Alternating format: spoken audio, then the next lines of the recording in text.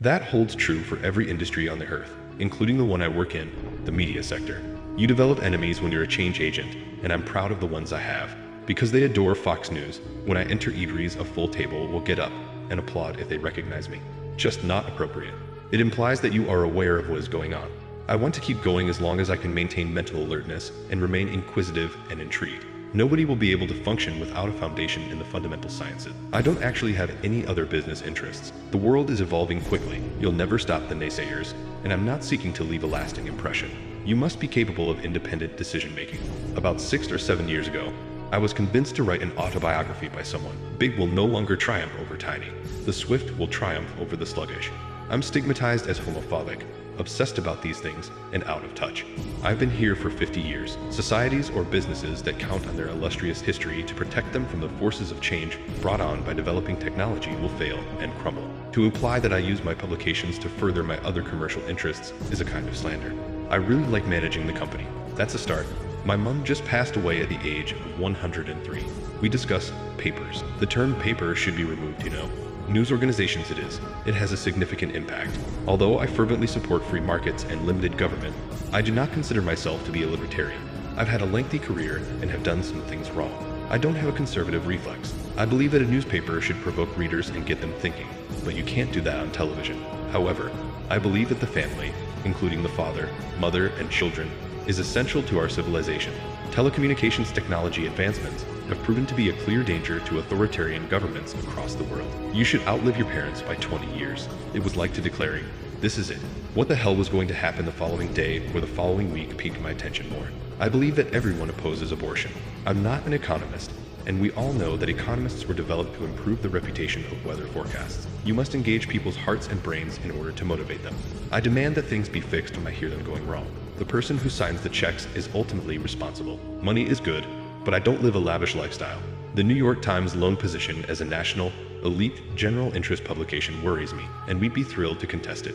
Readers will always be drawn to excellent journalism. At Fox, we definitely have a sizable immigrant workforce, and we don't consistently hold an anti-immigration position. I also often glance at the merchandise. I feel that those I trusted, I'm not sure in what capacity, have betrayed me, and I believe they should pay for their dishonorable behavior. A free media that can give the public essential and impartial information is a requirement for a free democracy.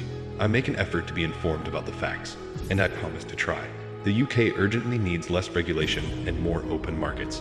Owners shouldn't worry too much about what they are told at their country clubs, and journalists should consider themselves to be outside the establishment. People will turn around in other spots, or even in the same location.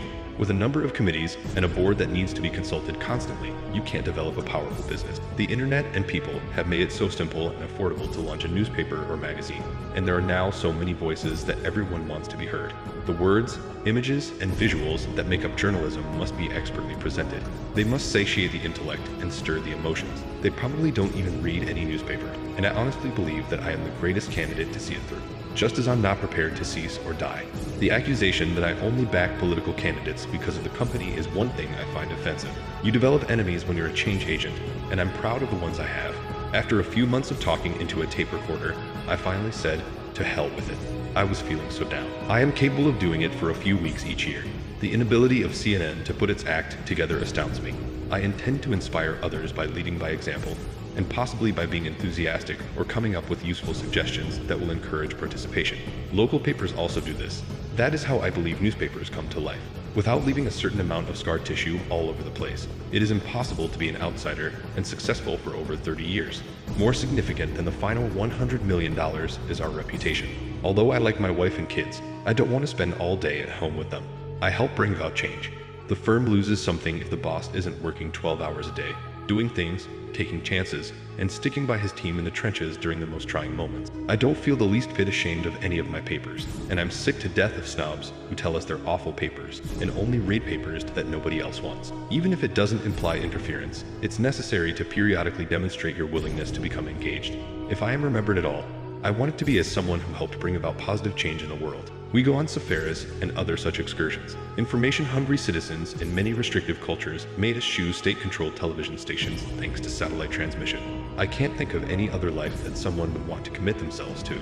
But if you work in the media, especially newspapers, you are right in the middle of all the important things that are happening in a town. I believed that it would be preferable to simply be as open as possible. Now, if you look at the London Times, you'll see that quite a few of the images transform into videos when you touch them. The motivation is not money. As a result, the network news takes cues from the Times.